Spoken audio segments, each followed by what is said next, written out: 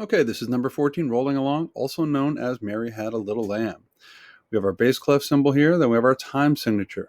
The top number, 4 on top, tells us that there's 4 beats per measure. The bottom number, 4, tells us that the quarter note is what gets the beat. So look here, we have 1, 2, 3, 4. 1, 2, 3, 4. That is a quarter rest. It does get counted. 1, 2, 3, 4, and so on.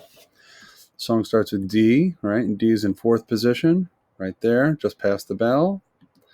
C is out in 6th position as far as we can go comfortably. B flat is in 1st position all the way in, but it's down low, so slow air with loose lips, right? Then the only other different note in this song is F, which is just like B flat, except it's higher, so it's tighter lips and faster air. And that will give you your F.